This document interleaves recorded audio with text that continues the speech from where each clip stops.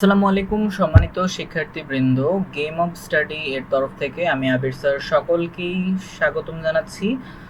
আজকের ক্লাসটা অনেক বেশি গুরুত্বপূর্ণ। আমি বেশি সময় নিব না। তো জ্যামিতির যে সমস্যাগুলো রয়েছে, এছাড়াও আপনাদের এসএসসি ম্যাথের যে এমসিকিউগুলোতে যে প্রবলেমগুলো রয়েছে সেগুলো নিয়ে সিরিয়াল বাই সিরিয়াল টিউটোরিয়াল থাকবে। তো আজকে ওই সিরিয়াল টিউটোরিয়ালের প্রথম ক্লাস। তো আমি মনে করি যে জ্যামিতি থেকে বেশিরভাগ স্টুডেন্টের অনেক প্রবলেম হয়, বিশেষ করে জ্যামিতি রিলেটেড যে এমসিকিউগুলো আছে, ঠিক আছে। তো আমি চেষ্টা করব একে একে সবগুলো অধ্যায়, মোটামুটি যে অধ্যায়গুলো অনেক গুরুত্বপূর্ণ আপনাদের এক্সামের জন্য, সেই অধ্যায়গুলোর এমসিকিউগুলো সমাধান করার পাশাপাশি সৃজনশীলেরও সিরিয়াল টিউটোরিয়াল আসবে। ওকে, তো প্লে লিস্টেই দিয়ে দেওয়া থাকবে, তো আপনারা প্লে লিস্টে অবশ্যই দেখে নিতে পারেন, সিরিয়াল বাই সিরিয়ালেই থাকবে। ওকে, আজকে জ্যামিতির সমস্যার আজকে এমন আমি দুইটা সমস্যা আমি বের করেছি যেটা মোটামুটি অনেক কমন। আর এছাড়াও জ্যামিতিক অনেক সমস্যা রয়েছে, তবে হ্যাঁ, আপনারা যদি এই টাইপের জ্যামিতিগুলো পারেন তাহলে আশা করি এই ধরনের সমস্যা আর সম্মুখীন হবে না। ওকে, সো আপনারা হবেন না এই ধরনের সমস্যার সম্মুখীন। তো যাতে আপনারা ভালোভাবে অ্যান্সার করতে পারেন সেই অনুযায়ী আমি বোঝানোর চেষ্টা করব। ওকে, সো আর কথা না বাড়িয়ে আমরা চলে যাচ্ছি ক্লাসের মূল পর্বে। আচ্ছা, তো এখানে আমাদের প্রথম যে প্রশ্নটি আছে, আচ্ছা এটা কিন্তু আমাদের অধ্যায় 6, 7, 8, ঠিক আছে, অর্থাৎ জ্যামিতির সমস্যা। ওইটা নিয়ে দিছি। আচ্ছা, প্রথম প্রশ্নতে বলা হচ্ছে এখানে একটা ত্রিভুজ আঁকা আছে। Okay fine. তো ত্রিভুজটাতে বলা হচ্ছে যে কোণ আরপিএস এর মান কত। আচ্ছা, এর মানটা বের করতে বলছে, ঠিক আছে। Okay fine.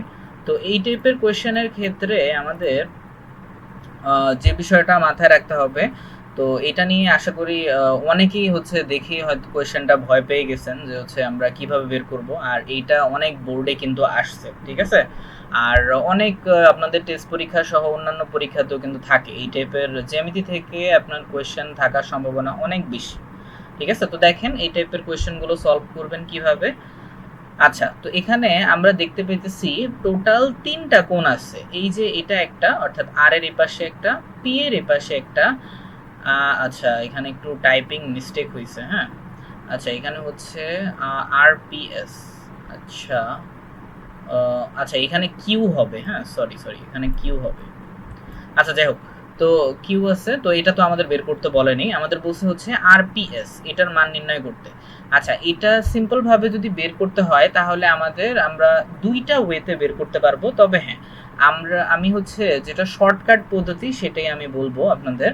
তো যেটা ইজি ভাবে বের করতে পারবেন সেটা একটু খেয়াল করে দেখেন, এই দুইটা যে কোণ আছে, অর্থাৎ এই যে আর এবং এই যে এই পাশে যে কিউ, এই দুইটাই কোথায়, ত্রিভুজটার ভিতরে কিন্তু অবস্থিত, ঠিক আছে।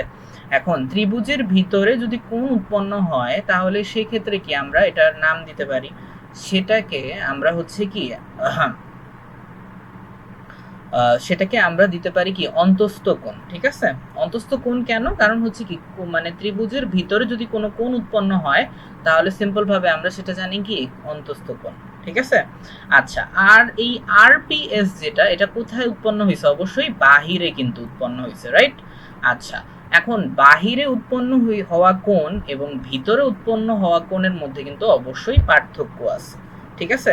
আর শর্ত হিসেবে মোটামুটি আমরা সকলেরই আশা করি রিমাইন্ড আছে, আশা করি সবার জানা আছে যে সবসময় আপনার বহিস্থ কোণটা কি হয়, তার এই ত্রিভুজটার যে অন্তস্থ কোণ যেটা আছে ওইটার সমষ্টির সমান হবে অলওয়েজ, ঠিক আছে। অর্থাৎ বহিস্থ কোণের মান অলওয়েজ সেটাই হবে যেটা কি ত্রিভুজের ভিতরে দুইটা কোণ মিলিয়ে যেই সমষ্টিটা হবে সেটা। তো এখন আশা করি আপনারা এখন বুঝতে পারছেন যে অ্যান্সার কোনটা হবে, আশা করি এখন নিজেরাই গেস করতে পারতেছেন।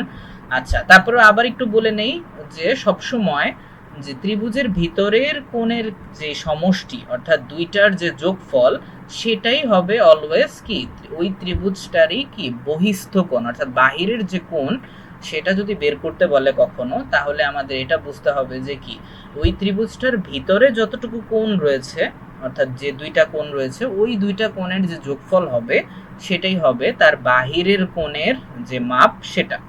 ওকে, আশা করি বুঝতে পারছেন। এখন হচ্ছে ভিতরের কোণ দুইটা কত, একটা হচ্ছে 40 আর একটা হচ্ছে 30।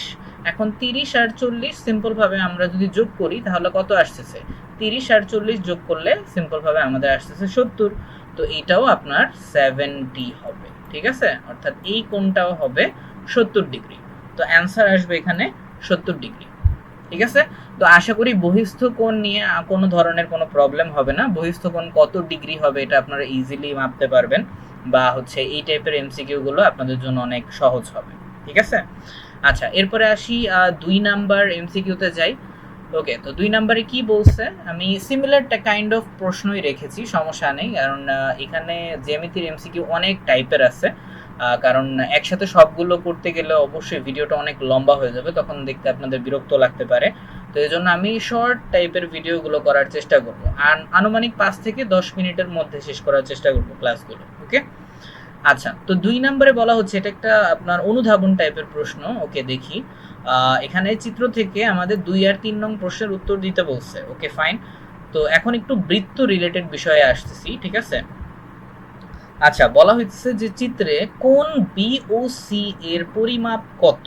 আচ্ছা, কোণ বি ও সি বলতে এই যে কোণের বি ও সি এটার বলা হয়েছে, অর্থাৎ এই কোণটার মাপ বলা হয়েছে আমাদের, হ্যাঁ, অর্থাৎ এই কোণটার মাপ আসলে কত এটা আমাদের বের করতে হবে।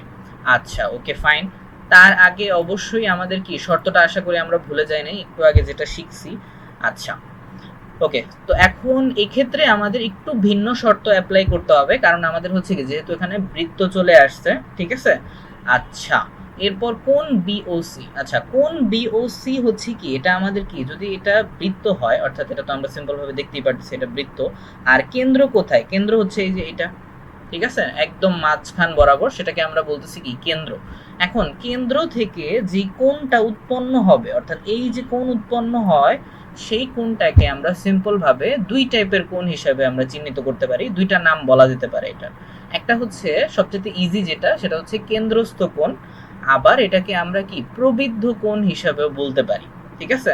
প্রবৃদ্ধ কোণ যদি বলতে অনেক বেশি টাফ হয়ে যায় আপনার জন্য, তাহলে আপনি একটা কাজ করবেন, সিম্পল ভাবে কেন্দ্রস্থ কোণ বলবেন, ঠিক আছে। এটা কিন্তু অনেক গুরুত্বপূর্ণ, কারণ আপনারা অনেক সময় প্রমাণ করার ক্ষেত্রে, অর্থাৎ থিওরিক্যাল বিষয়ে এই বিষয়টা অনেক দেখছেন, বা হচ্ছে আপনাদের টেস্ট পেপার হোক বা হচ্ছে আপনাদের বইয়ের যে উপপাদ্য হোক, সেটার মধ্যে অবশ্যই দেখছেন যে কেন্দ্রস্থ কোণ বা প্রবৃদ্ধ কোণ। প্রবৃদ্ধ কোণ, কেন্দ্রস্থ কোণ বলতে এই যে কেন্দ্র থেকে যে কোণ উৎপন্ন হয় একদম বৃত্তের মাঝখান থেকে, এটারই বলা হচ্ছে আপনার কেন্দ্রস্থ কোণ। বোঝা গেছে? আচ্ছা, তো এখন কেন্দ্রস্থ কোণটা আমরা হচ্ছে বুঝে নিলাম। ওকে, আমি একদম বেসিক থেকে বলতেছি, হ্যাঁ, চিন্তার কোনো কারণ নেই।